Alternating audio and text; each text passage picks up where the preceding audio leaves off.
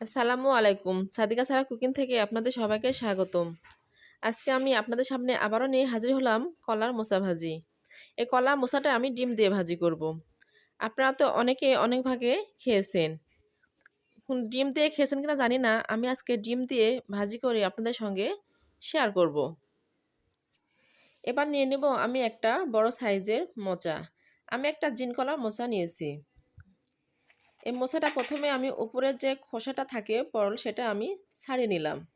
তারপরে ভিতরে যে মোচাটা আছে সেটা আমি এভাবে ছাড়িয়ে নেব। একটা একটা করে আমি উপরের পরলটা ছাড়িয়ে নিব, তার ভিতর থেকে আমি মোচাটা বের করে নেব। ঠিক একই ভাগে সবগুলো আমি মোচা এভাবে ছাড়িয়ে নেব। সবগুলো ছাড়া হয়ে গেলে আমি মোচা থেকে যে ভাগে মোচাটা বাছতে হয় ঠিক আমি সে ভাগে বাছবো। দেখেন আমি মোচার ভিতর থেকে যে মোচার ভিতরে একটা শক্ত ডানটি মতো থাকে, ম্যাচে কাঠির মতো দেখতে, ঠিক ওটা আমি বের করে নেব। তার উপর থাকে একটা পলব, পাতলা একটা পলবের মতো, সেটাও আমি ফেলে দেব। দিয়ে সবগুলো আমি ভালোভাবে বেছে নেব। আমার সবগুলো বাছা হয়ে গেছে। এবার আমি বেশি করে হাতে নিয়ে মোট আকারে আমি ছোটো ছোটো করে কেটে নেব। আমি এটা ভাজি করব তাই আমি ছোটো ছোটো করে কেটে নিচ্ছি। আপনারা চাইলে বড় বড় করেও কাটতে পারেন। ভাজির জন্য ছোটো ছোটো করে কাটলে ভালো হয়। আমি দেখেন ছোটো ছোটো করে কেটে নিচ্ছি। ঠিক এভাবে আপনারাও চাইলে ঠিক এভাবে কাটতে পারেন। এভাবে কাটলে ভাজিটা ভালো হবে। আমার সবগুলো মোচা কাটা হয়ে গেছে। ঠিক এভাবে আমি সবগুলো কেটে নিলাম। এবার আমি যাব রান্নার জন্য। আমি প্রথমে মোচাগুলো ভালোভাবে ধুয়ে আমি সিদ্ধর জন্য বসিয়ে দিলাম।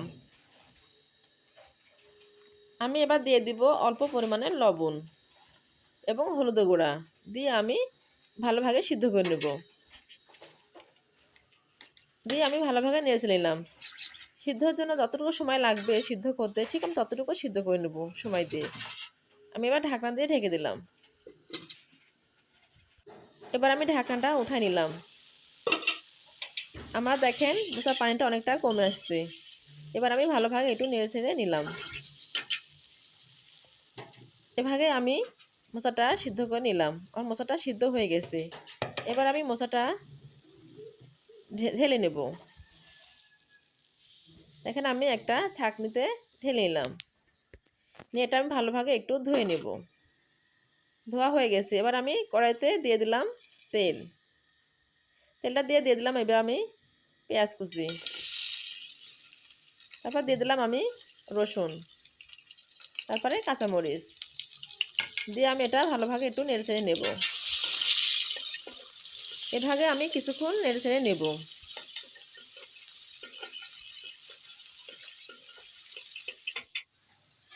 এবার দিয়ে দিলাম আমি 2টা তেজপাতা। তারপর দিয়ে দিলাম আমি এলাচ আর দারচিনি। তারপর দিয়ে দেবো আমি কাঁচা জিরা দিয়ে আমি আবারও ভালোভাবে একটু নেড়ে চেড়ে নেব। আমি এভাবে কিছুক্ষণ নেড়ে চেড়ে নেব। তারপর আমি এক সাইড করে নিয়ে এবার দিয়ে দেবো আমি ডিম। ডিমটা আমি মাঝখানে দিয়ে ভেঙে তেলের উপর আমি দিয়ে দেব।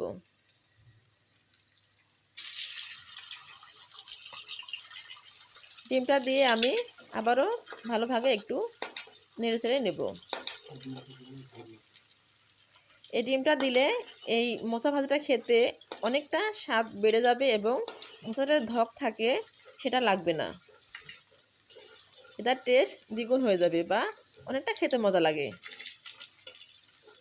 দিয়ে আমি ভালোভাবে একটু ডিমটা নেড়ে নিলাম।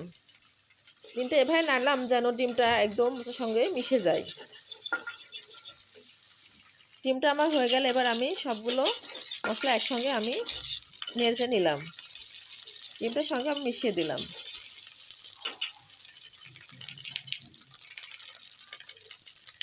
এবার আমি দিয়ে দিলাম সিদ্ধ মোচাটা। সিদ্ধ মোচাটা দিয়ে আমি আবারও ভালোভাবে একটু নেড়ে নেব। তারপর দিয়ে দিলাম আমি আলুটা আগে একটু সিদ্ধ করে রেখে দিয়েছিলাম। আলুটা আমি দিয়ে দিলাম। দিয়ে আবারও ভালোভাবে একটু নেড়ে নিলাম। ঠিক এভাবে আমি কিছুক্ষণ নেড়ে চেড়ে নেব। তারপরে দিয়ে দেবো আমি স্বাদ মতো লবণ। আমি আগেই সিদ্ধ জন্য লবণ দিয়েছিলাম, সেজন্য আমি লবণের পরিমাণটা এখন কম দেব। তারপর দিয়ে দেবো হলুদ, তারপর দিয়ে দেবো ধনিয়া গুঁড়া, দিয়ে আমি আবারও ভালোভাবে একটু নেড়ে চেড়ে নেব। ঠিক এভাবে আমার কিছুক্ষণ নাড়াচাড়া লাগবে। এবার নাড়তে নাড়তে আমার ভাজিটা হয়ে আসবে। দেখেন ভাজিটা আমার অনেকটাই হয়ে আসছে।